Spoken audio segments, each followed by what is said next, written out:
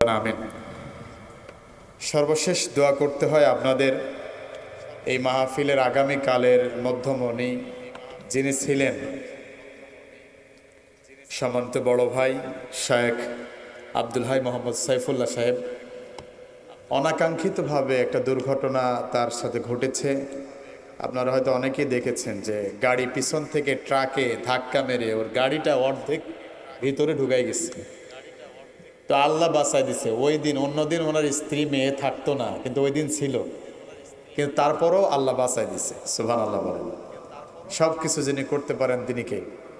একটা আস্তে আস্তে করে কে? আচ্ছা আসুন, পরে আসছে।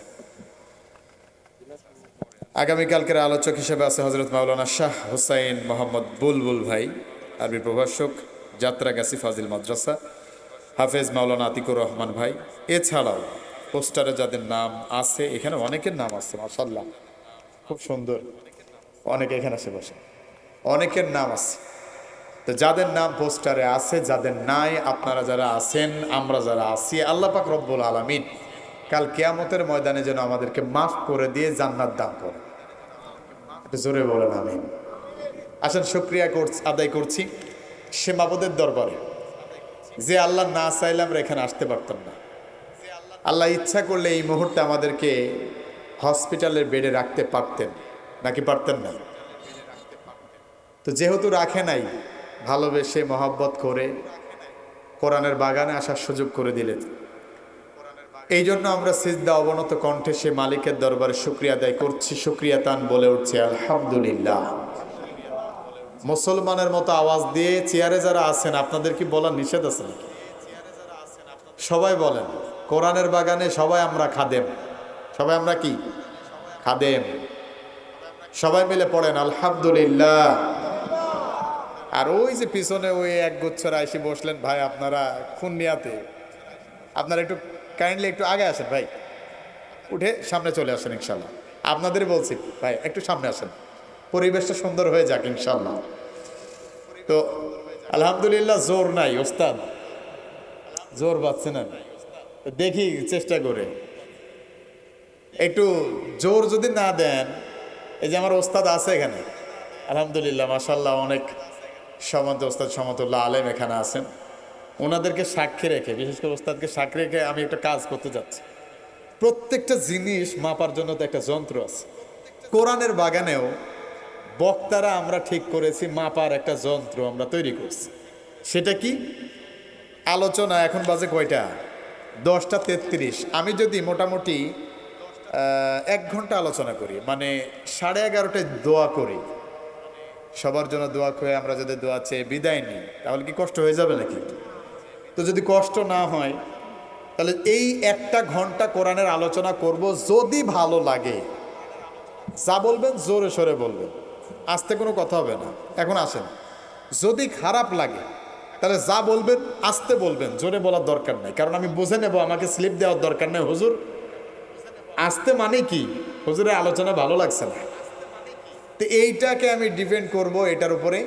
তো মনে করেন এখন আমার আলোচনা ভালো লাগছে না, ভালো লাগলে কি বলবেন? জোরে বলবেন। ভালো লাগলে, কথা বোঝেন তো নাকি?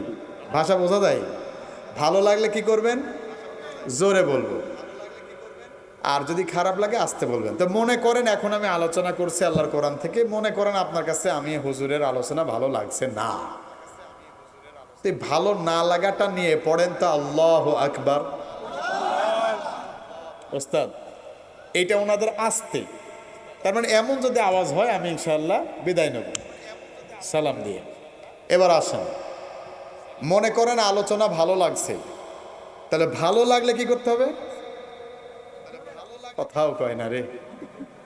ভালো লাগলে কি?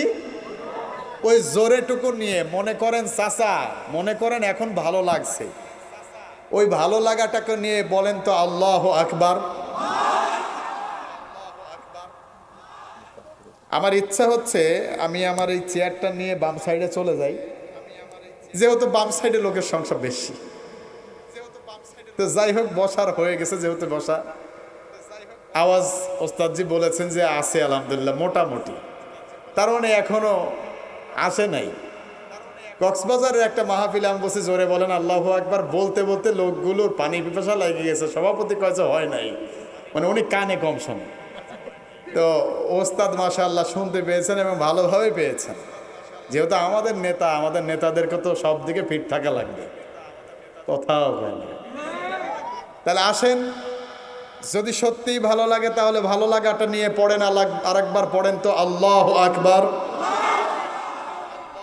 এলাকায় জানান যে মাহফিল হচ্ছে, তবেই তো মানুষ আসবে।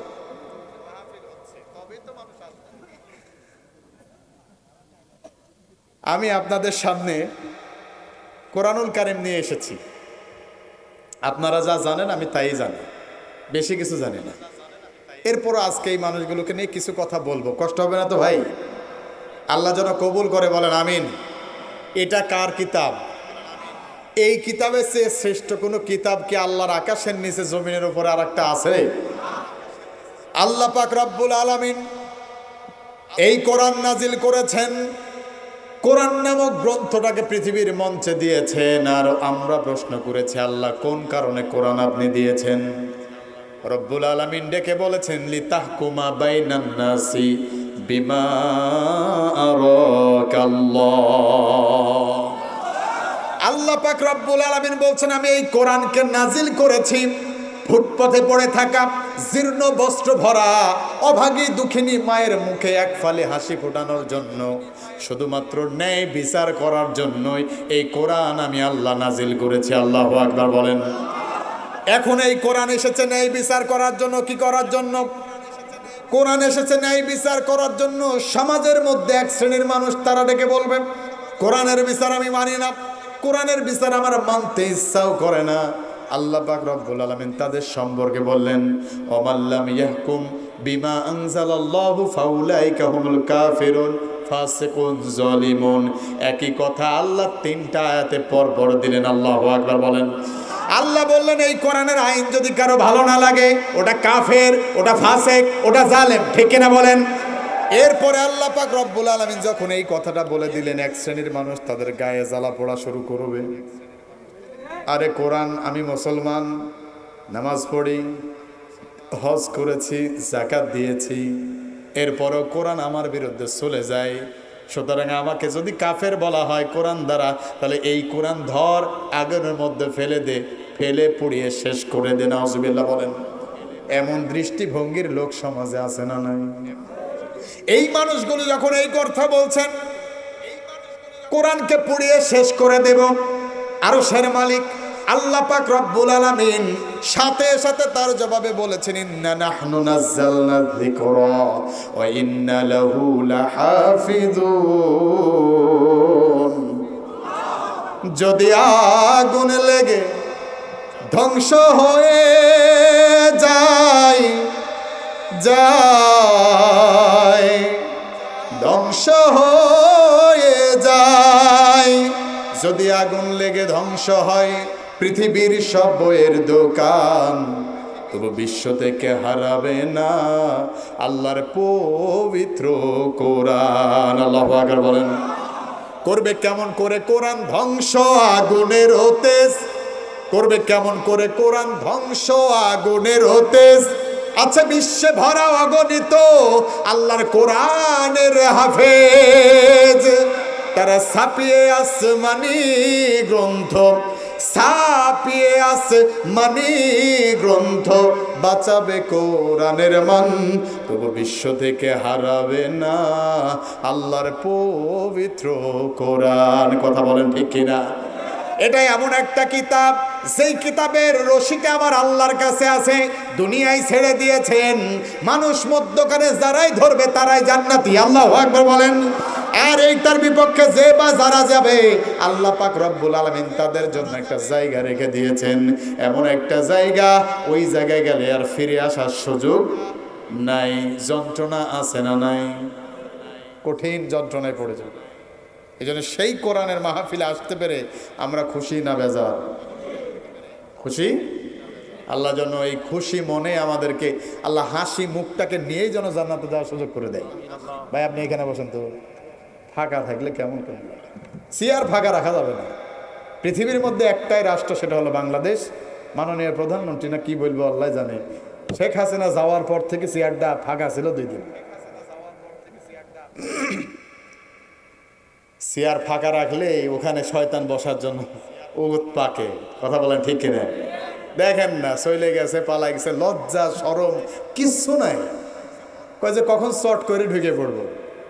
আমরা তো চাইছি আসলে আলহামদুলিল্লাহ, তুই যদি আসিস তাহলে আর অন্তত টাকা পয়সা খরচ করে ইন্টারপোলের মাধ্যমে নিয়ে আসা লাগবে না, দেশের টাকা দেশে থাকলেও তুই ফাও চলে আসলি। শুধু দেশে আয়, এদেশের বুকে ইনশাআল্লাহ সব কিছু রেডি আছে।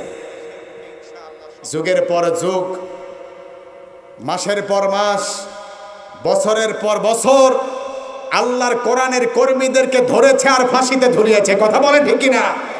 আল্লাহর কসম করে বলি, ওই দিন বলেছিলাম গোলাম আজমের এই চোখের পানি বৃথা যাবে না, রক্তের ফোঁটা বৃথা যাবে না, আব্দুল কাদের মোল্লার রক্তের ফোঁটা বৃথা যাবে না, আল্লামা সাইদির রক্তের ফোঁটা বৃথা যাবে না।